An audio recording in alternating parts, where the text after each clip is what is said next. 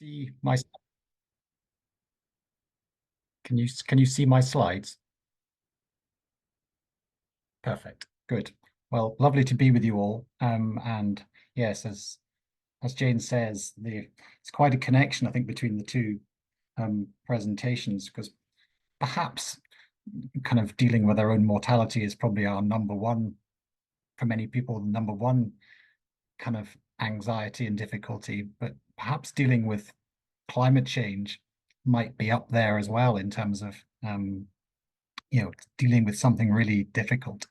And that was the thing that interested me when I kind of thought about a research topic for the MSc was, you know, was this area. And I suppose what intrigued me was why we're doing so little about climate change as a society. That was I suppose was the puzzle that drew me in, and obviously feeling the huge damage that's being done, of course, as well. Um, and then I suppose secondly, for those that are um, paying sustained attention to climate change, how do we support them? Um, because my sense, like many others, is that there will be many more people confronted with climate change in the future, either directly or because their family and friends suffer directly with its effects. So how do we support people with that? And then yeah, I suppose the kind of final piece of interest was, I suppose, why have activists chosen to engage and to be activists? Um, you know, most other parts of society are turning away. So what's different about these individuals who, unlike climate scientists, have are not being paid to do this? So they've chosen to do it.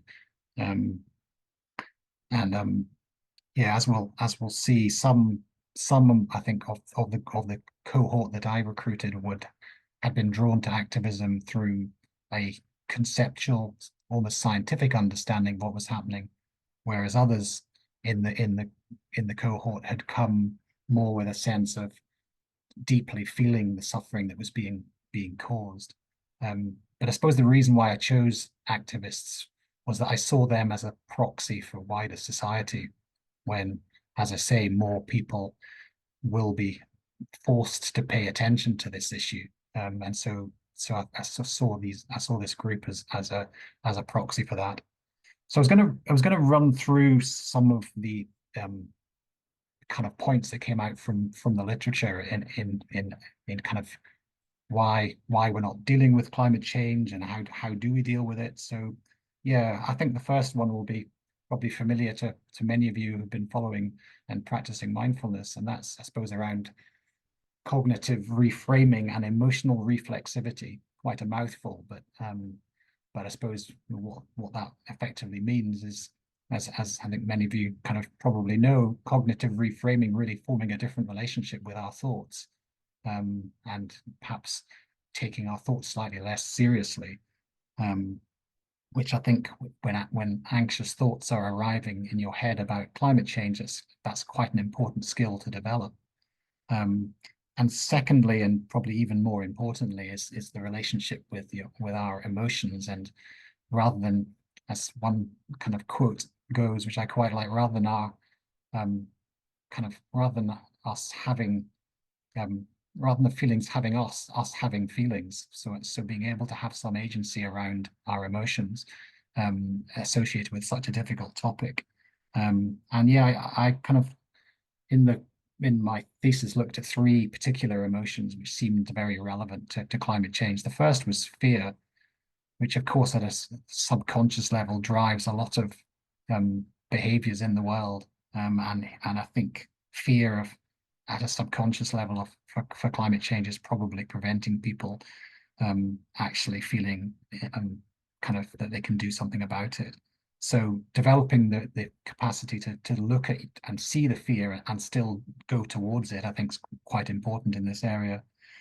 The second was kind of the area of kind of sadness and grief, which many people I think feel if they sink into how they're feeling about climate change can become quite sad and grieving. And I learned that the definition of grief was not just the feeling of loss, but also feeling lost, and kind of a sense of incoherency, and finally a sense of longing for something different, and perhaps a more hopeful future might be what you're kind of longing for. So being able to be with that grief and processing it, I think, is a really important element of handling this area.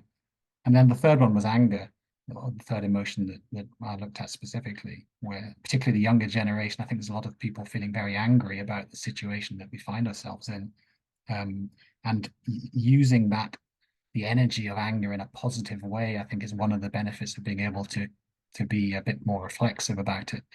And particularly if you're an activist, using that anger in a positive way to engage other people and draw people in rather than putting them off, I think is quite an interesting area. So yeah, that was a really important area of the literature. I'll run through the others slightly more quickly. I think kind of compassion for yourself and compassion for others is again very relevant, in addressing this area. Self-compassion really important to supporting yourself in going towards this, but also the compassion for other people and feeling the suffering of other people, and from there finding a sense of energy to respond is, I think, also really quite important. The next area was kind of really comparing what many people's approach to climate change is, which is to adopt what in the literature is called avoidant coping, and comparing that with its opposite. So features of avoidant coping in the area of climate change might be kind of blaming other people, passivity, and self-deception, and actually, might kind of mindfulness and compassion practice actually allow you to move to a place of approach coping, which is kind of accepting the situation, the reality that we're in, and taking action and supporting other people. So yeah, and yeah, some of the other areas, I've maybe only mentioned kind of one of the other areas that I suppose around alienation. I think this is one of the challenges for those people that are going towards climate change, is that their family and friends don't necessarily want to talk to them about it and share experiences, and so it can actually be quite isolating to be one of those that is actually paying sustained attention to this area. So that was another interesting area. So effectively, the research question that I kind of developed, having looked at that literature, was, can mindfulness and compassion assist those that have chosen or are forced to pay sustained attention to climate change?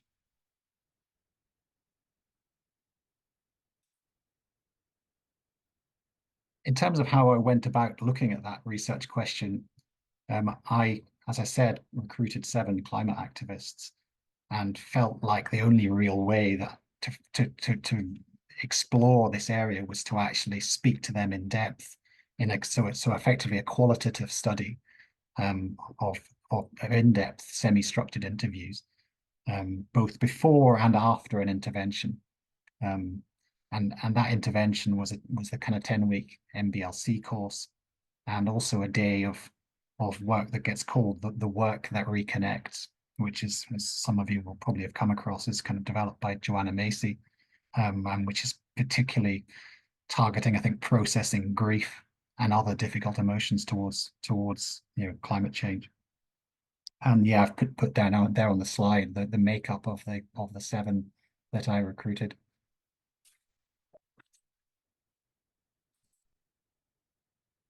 So in terms of the findings, I think that, um, the interesting thing, or one of the interesting things for me, was that that overall, yes, mindfulness and compassion did help. And some of the ways are marked on there on the slide. But what was also interesting, I suppose, was that those that had come to this research and participating in it from a sense of feeling the suffering of climate change were, um, seemed like they benefited more from the training than those that had come into activism from a sense of a conceptual understanding of climate change, a scientific one. So to briefly run through that in terms of the individual findings. So whilst the whole group, I think, benefited from some cognitive reframing, it was probably really only those that had already an emotional feeling towards climate change that got the most benefit from emotional reflexivity. Similarly, I suppose around compassion, the whole group seemed to come away with a greater intention to be kind to themselves and others. But those that were reporting an actual ability to do that to them, give themselves kindness, were again those which came towards climate change with an emotional understanding already. And yes, similarly around those that develop greater approach coping with that same group. And again, around in terms of resilience, I think what was interesting was that, again, those that already had a feeling towards climate change came away with maybe a slightly changed sense as to how they wanted to respond to the crisis. And that wasn't just through activism, but it might be through kind of coming together with community, spending more time in nature, not punishing themselves, which in some cases was what was being experienced from being an activist, or, coming maybe a sense of guilt, and this was their way of dealing with that guilt, if inadvertently, was to kind of in some cases punish themselves through being an activist. And then the final point was, I suppose, around motivation. And again, I think those that had come towards activism from a sense of feeling it already, kind of got some more benefit from that. So just move on to the conclusion. I suppose first and foremost, perhaps like many other major issues in society, climate change's cause seems to be essentially psychological. We have the means to address it in terms of the money and most of the technology, but actually in terms of behavioral change to embrace what we need to do, that is still looking quite slow. But it's a very intractable issue, because I see it as linked to many other, as I say, widespread societal problems, and I'd put patriarchy, racism, colonialism amongst those, and I think climate change is mixed up in all of that. But the positive news, I think, is that mindfulness and compassion practice can help regulate difficult thoughts and feelings, connect you with others, and actually respond in a healthier way. In terms of I suppose the limitations, which as academic research we were encouraged, not kind of quite rightly, to look at. It's difficult to know whether the change that I found would be sustained, and it's now actually 12 months since the training finished. And as I said, probably kind of, quite a lot through this talk, there was more immediate benefit from those that could already feel that suffering. But I suppose the way I would look at that is that actually it just means that if you come at it from a more conceptual approach to it, then you just probably need to do a bit more training in mindfulness to start to really feel the benefits of it. There seemed to me a kind of complementarity between the work that reconnects from Joanna Macy's practice and the underlying mindfulness practice. So maybe a little bit, as Lindsay was saying, as the need to do underlying mindfulness practice to get to the real benefit of the Living Well to Die Well course, you might say there's something perhaps similar going on here in terms of the link between the two.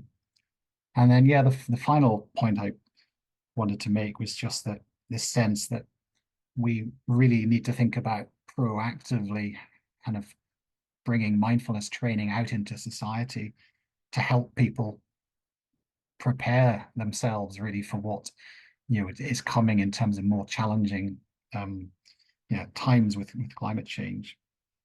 There's an author called Bob Doppelt who's written a book called transformational resilience. And he suggests that in addition to the two areas of of taking action with climate change that is much cited around both mitigation and adaptation, he argues that there should be a third major strand of activity in addressing climate change, and that's preparing people's minds effectively for it and the psychological side of it. And I tend to agree with him. Um, and yeah, I just, I suppose, struck when I looked at the academic research that's out there, quite how much time and is spent looking at the aspects of temperature rise and how that impacts across the world, but actually really not very much research in this area at all in terms of the psychological side of climate change. And it's something that even the UN panel on climate change is only really starting to recognize. So yeah, that's as much as I wanted to say. I have put on the final slide, a link to the thesis if anybody's interested to read it, and my email address. Um, and yeah, hopefully we'll share these slides so that link can, yeah, you can, if you're interested, have a read through it.